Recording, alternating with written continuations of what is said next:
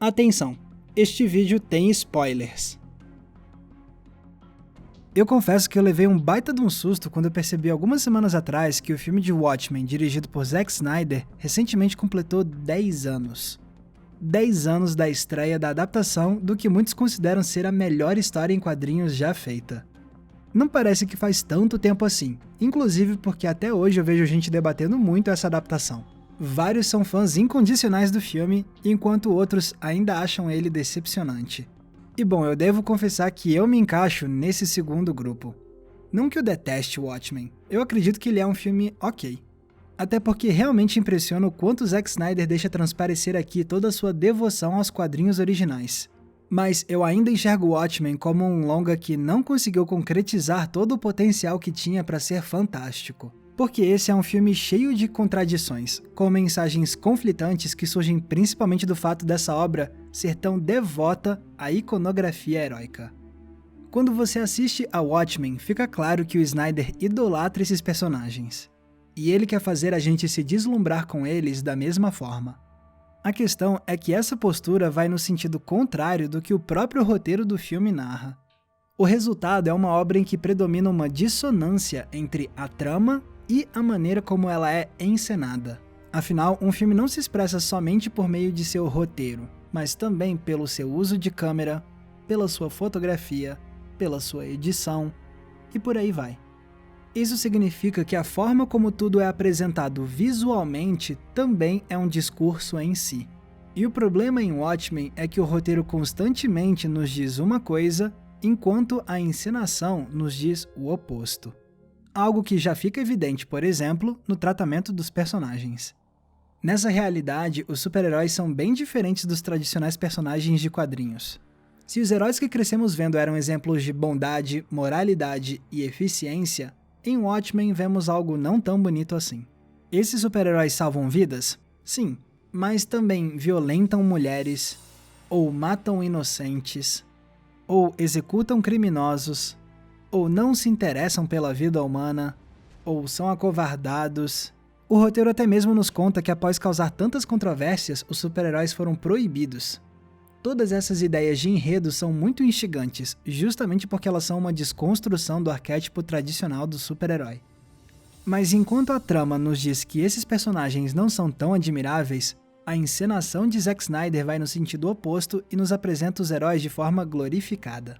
Por exemplo, se o roteiro nos conta que os personagens cometem atos perturbadores, o diretor vai filmar isso somente interessado no choque pelo choque, criando algo visualmente impactante, mas ao mesmo tempo vazio de qualquer comentário que o roteiro queira fazer sobre os horrores do super-heroísmo.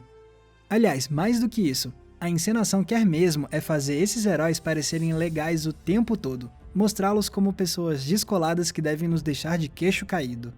É por isso, por exemplo, que quase tudo é filmado com uma câmera lenta que torna cada movimento dos heróis algo deslumbrante, estejam eles fazendo coisas simples ou coisas terríveis como explodindo pessoas. E é com esse mesmo raciocínio que Snyder também emprega enquadramentos lisonjeiros, ângulos de câmera que engrandecem, planos que ressaltam silhuetas icônicas e designs de uniforme extremamente polidos e admiráveis.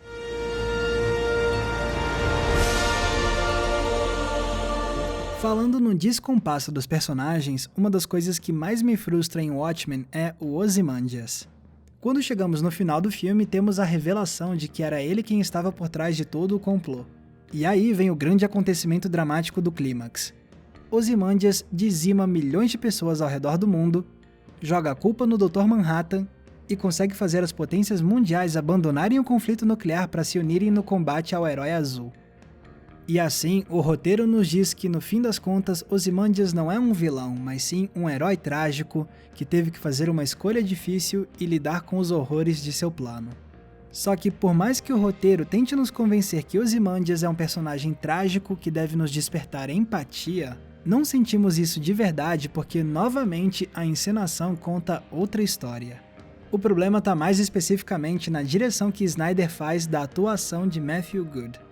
Repara como antes mesmo de ser revelado como antagonista, Ozymandias já era interpretado com um quê vilanesco, com um ar de superioridade e soberba controlada. E depois que descobrimos que ele é o antagonista, aí sim Ozymandias é interpretado com um ar total de vilão clássico. Até mesmo no momento em que ele supostamente está sofrendo com o peso de seu atentado, não há nada na atuação que nos convença de que ele realmente lamenta a tragédia que causou.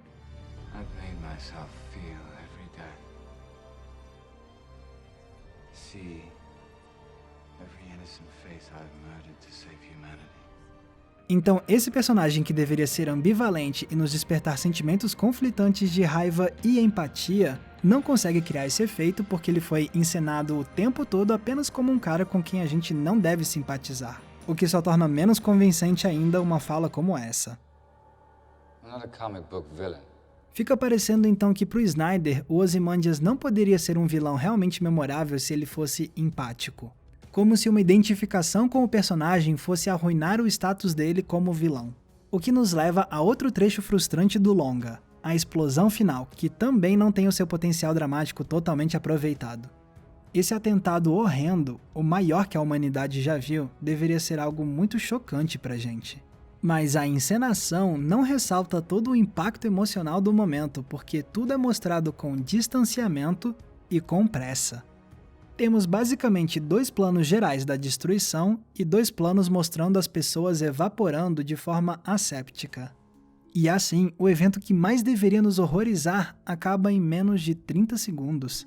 E depois fica ainda pior. Como aponta o canal Tralhas do John em sua análise sobre o final de Watchmen, a gente mal tem tempo de absorver direito o horror que acabamos de ver porque a gente é levado num piscar de olhos por uma imitação caricata do Nixon. Jesus Christ, Henry! Percebeu? É quase como se o Snyder não quisesse deixar esse evento aterrador pesar tanto a ponto de manchar a idolatria que devemos sentir por esses personagens. This wasn't caused by nuclear warheads. Também é importante notar como Watchmen estende a sua devoção iconográfica às suas referências. Durante o longa, Snyder cria um evidente diálogo com outras obras de arte, em especial com outros filmes. A sala de guerra de Nixon é tirada diretamente de Doutor Fantástico, do Kubrick. Já as ruas da cidade foram inspiradas em Taxi Driver, do Scorsese. E, é claro, tem a cena na Guerra do Vietnã com uma evidente referência a Apocalipse Now, de Coppola.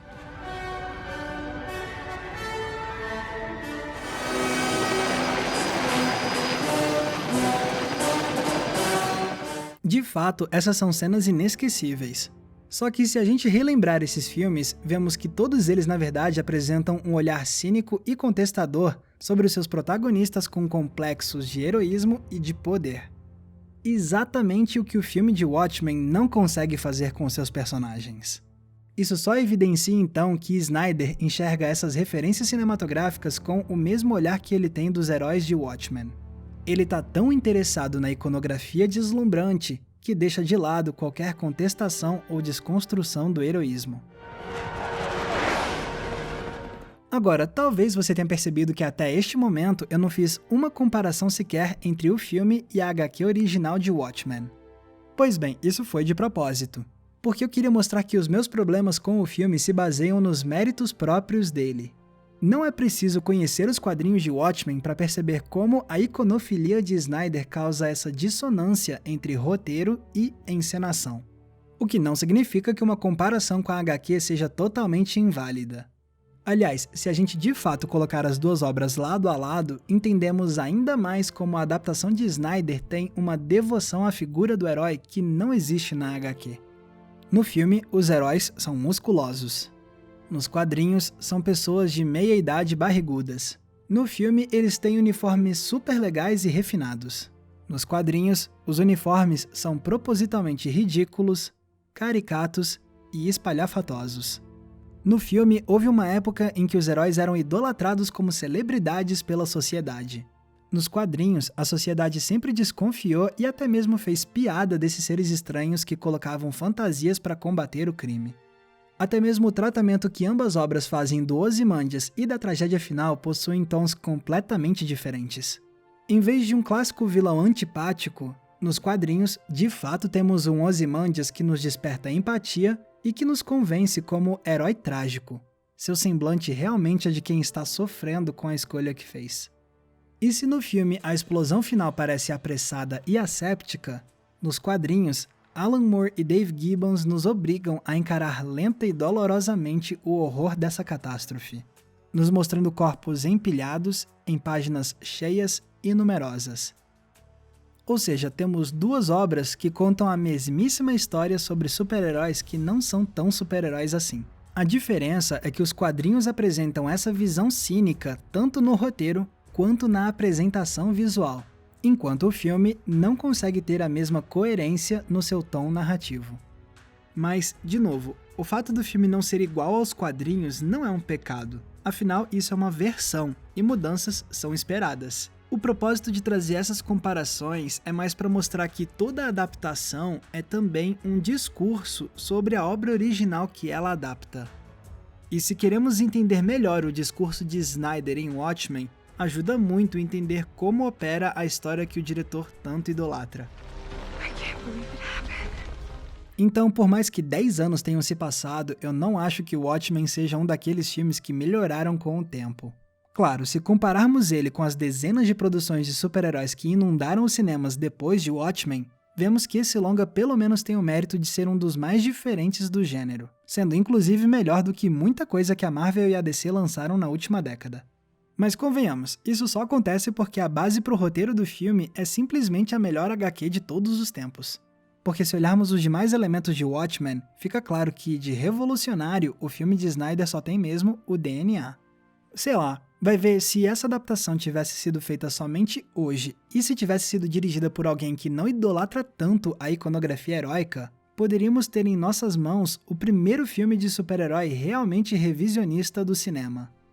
Era esse tipo de longa que o Watchmen tinha o potencial de ser. E se fosse para ter esperado mais uma década para que o filme saísse desse jeito, eu sei que eu teria aguardado outros 10 anos tranquilamente. Mesmo depois de 10 anos, Watchmen continua dividindo opiniões. E agora que eu falei qual é a minha visão sobre o filme, eu queria saber o que vocês acham sobre a adaptação feita pelo Zack Snyder.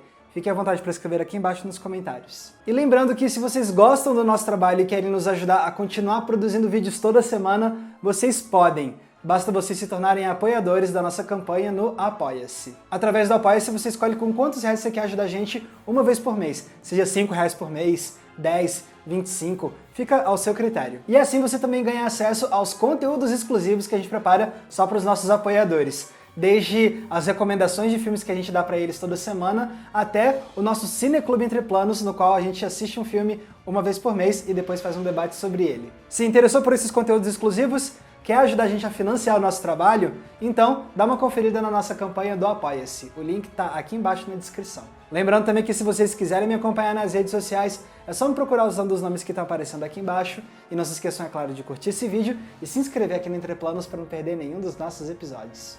Mais uma vez, muito obrigado pela audiência, um abraço e até a próxima sessão.